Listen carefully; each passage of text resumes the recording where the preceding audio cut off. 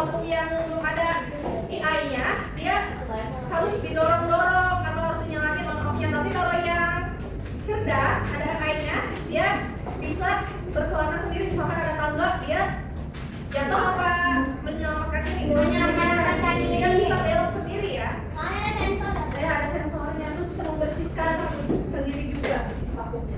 Nah, itu adalah salah satu contoh kecerdasan artifisial di lingkungan sekitar kita. Nah, hari ini kita mau lanjutin sebenarnya manfaatnya kecerdasan artifisial itu apa aja sih?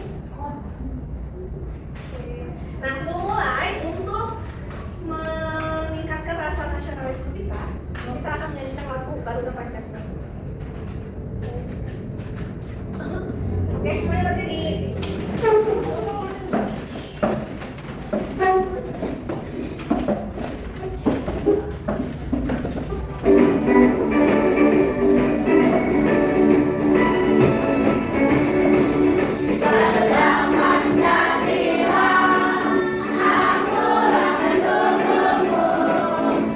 Pernahkah kalian berbicara dengan ponsel kalian dan ada jawabannya? Ada cobain Google Assistant. Hai Google, pernah nggak? Pernah.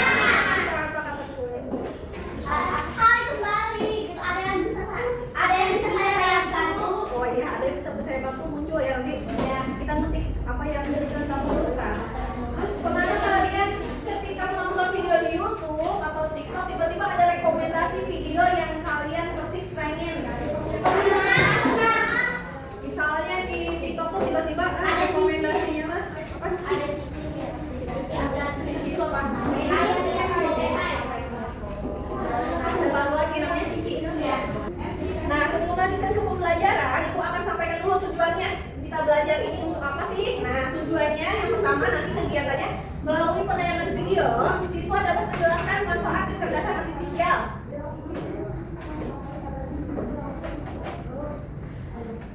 Jadi nanti kalian ditayangin video, nah nanti kalian bisa tahu nih manfaat kecerdasan artifisial itu untuk kehidupan kita apa. Yang kedua, melalui pengamatan gambar, siswa dapat mengidentifikasi perbedaan pengembang dan pengguna. Hal itu kecerdasan artifisial ya, AI. Melalui diskusi, siswa dapat mengidentifikasi berbagai pemanfaatan kecerdasan artifisial di berbagai bidang kehidupan sehari-hari. Jadi nanti kalian bakal lihat video, terus mengamati gambar dan diskusi. Ya. Nah, sekarang di masalahnya, apakah kecerdasan artifisial itu berbahaya? Ada bahayanya nggak sih? Ada bahaya. Dari alien di online. Mungkin aja kurang juga kan ya. Ada di online kayak iklan-iklan saya kita mau. Ada di ada guys. Game juga ada tuh. Ada bahayanya. Terus mungkin aja ada robot yang bisa menggantikan manusia. Menurut kalian bisa nggak robot menggantikan manusia? Kenapa? Karena robot lagi menciptainnya manusia ya, pasti manusia pasti bisa mengontrol robotnya. Sekarang kita mau lihat dulu videonya, apakah berbahaya atau enggak sih AI itu? Beralih ini, robot-robot melawan dan menguasai jalanan. Manusia yang selamat dibunuh habis-habisan. Akankah kita bisa bertahan? Oke, jangan takut dulu. Ini cuma AI yang ada di film-film. Nyatanya, mereka nggak sebilang itu. Tapi, apa iya? Apakah ada ancaman tersembunyi dari AI?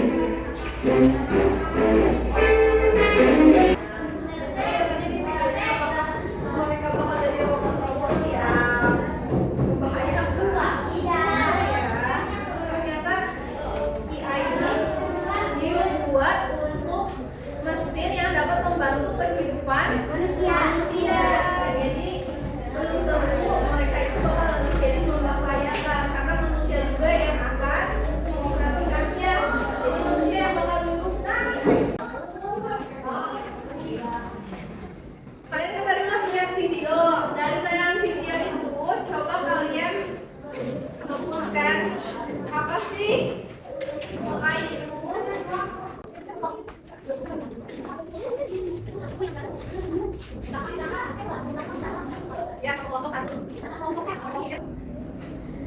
Di kecerdasan artifisial itu ada dua yang menggunakannya, ada pengguna dan ada pengembang. Ada pengguna dan ada pengembang. Nah, pengembang itu adalah orang yang profesional yang membangun atau mengintegrasikan. Maksudnya mengintegrasikan itu memasukkan AI-nya di dalam aplikasi untuk memungkinkan otomatisasi pengambilan keputusan berbasis data dan pengalaman pengguna yang lebih baik. Maksudnya itu pengembang itu berarti yang buatnya. Jadi dia memasukkan ke AI-nya, misalnya ke dalam aplikasi apa, TikTok misalnya, atau enggak ke aplikasi YouTube, atau di aplikasi vakumnya, atau kalau di mobil di aplikasi mobil Teslanya. Jadi memungkinkan otomatisasi, jadi otomatis si mobilnya, vakumnya otomatis, si bajunya juga otomatis merekomendasikan video-video. Mengambil keputusan berbasis data, mengambil keputusan tadi misalkan mobilnya mau ngerem sendiri, atau si vakumnya membersihkan sela-sela yang di kolong meja, dia bisa membuat keputusan. Dan pengalaman pengguna yang lebih baik. Jadi kita itu yang menggunakannya supaya bisa nyaman menggunakan aplikasi itu. Jadi pengembang itu yang membuat yang membuatnya, yang memasukkan AI-nya di dalam aplikasi. Jadi yang membuat YouTube, yang membuat TikTok itu dinamain pengembang. Nah, kita itu pengguna AI-nya adalah individu yang memanfaatkan teknologi kecerdasan artifisial untuk berbagai keperluan. Mulai dari tugas pribadi, misalnya kalian tugasnya apa tadi? Misalnya yang mencari informasi di Cici atau GPT Gemini. Untuk bisnis, pendidikan, misalnya pendidikannya di ruang guru, misalnya hingga layanan publik, misalnya layanan publiknya sekarang udah ada aplikasi-aplikasi yang supaya kita melaporkannya bisa lewat online aja, nggak usah datang ke misalnya nggak usah datang ke Mangkuharap. Jadi saya tahu ya, kalau pengembang itu ya yang menciptakan, yang membuat misalnya membuat kode-kode robot, membuat filter supaya bisa cantik. Kalau pengguna berarti yang menggunakan. Berarti kalau kita mah pengembang atau pengguna? Pengguna kita karena kita menggunakan aplikasi tersebut. Kita adalah pengguna.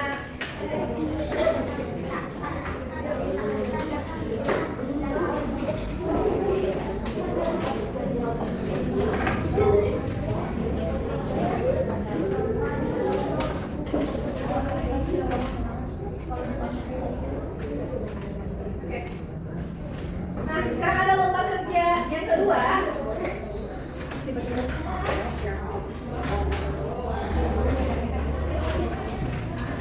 Lihat, nanti diisi identitasnya. Lihat dulu petunjuk pengerjaannya. Perhatikan contoh.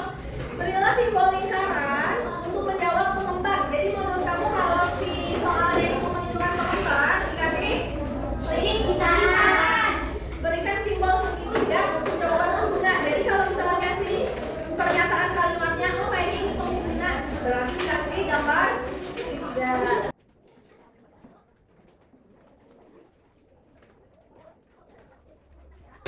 Sekarang kita mau lihat manfaat AI itu di berbagai bidang di kehidupan sehari-hari. Itu apa aja sih manfaatnya? AI juga dimanfaatkan dalam berbagai bidang.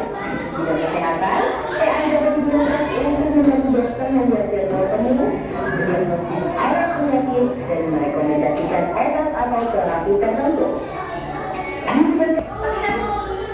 Kita udah tahu nih di berbagai bidang. Jadi sekarang ini mau dibagi di kelompok satu. Ini bidangnya hiburan ya, bidang hiburan. Ya ini bidang transportasi.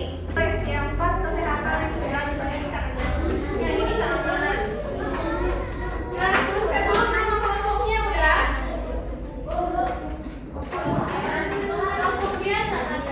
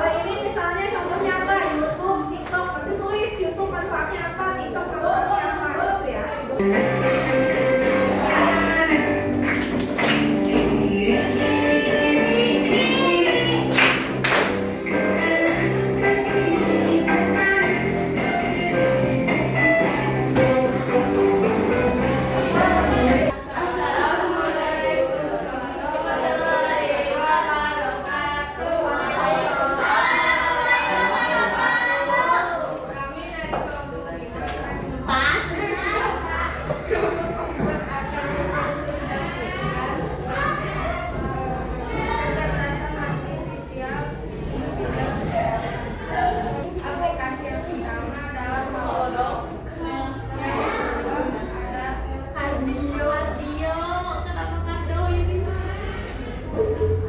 Manfaat kecerdasan artifisial di bidang kesehatan dijelaskan oleh Andi dan Andrian.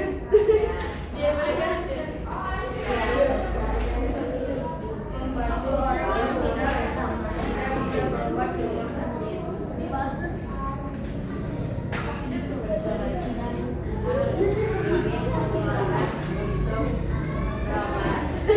Kita dulu tepuk hebat untuk kelompok 4. Tepuk hebat.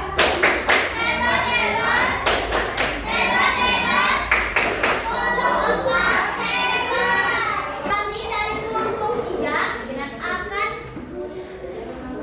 mempresentasikan tentang manfaat kecerdasan artifisial dalam bidang keamanan. Contoh pertama akan dibacakan oleh Kurti semangat IPS bidang anti layar. Contoh kedua.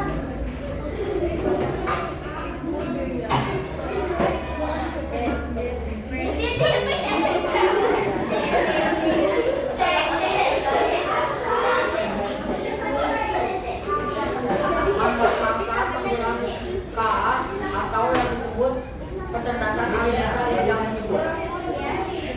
Pertama, manfaat KA di bidang keamanan untuk menjaga privasi ponsel kita.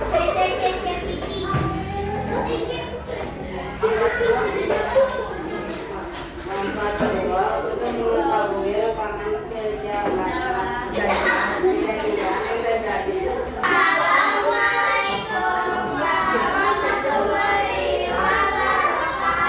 Kenalan, nama saya Keisha yang paling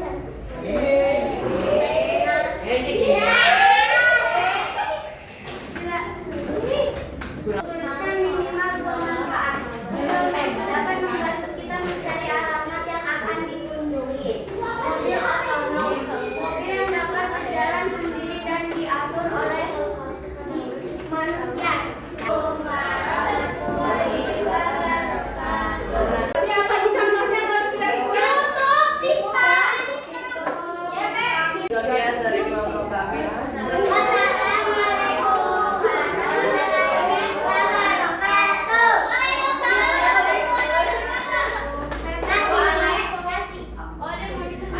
kita hebat dulu buat kelompok 1. Tepuk hebat.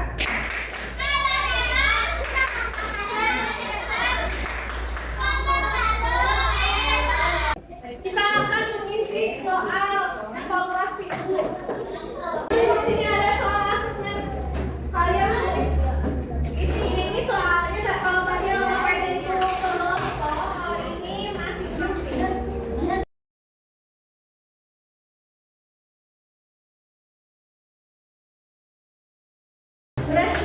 Hari ini tadi kita udah melaksanakan asesmen dan udah belajar dari awal sampai akhir. Coba siapa yang bisa merangkum. Tadi kita hari ini belajar apa aja sih? Kecerdasan artifisial. Kecerdasan artifisial. Terus manfaatnya tadi manfaatnya adalah untuk membantu manusia memudahkan pekerjaan. Contoh bidang apa? Ya, contoh-contoh di berbagai bidang tadi. Ada bidang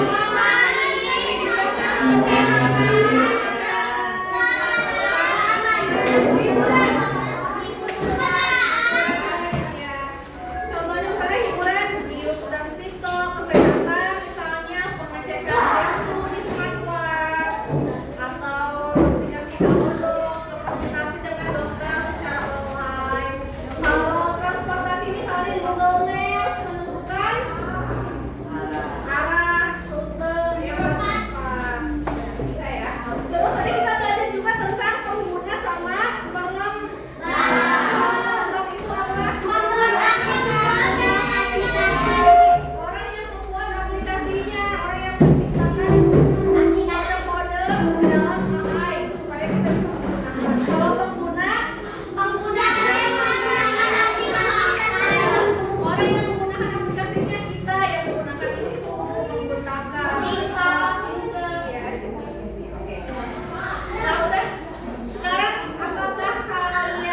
rencana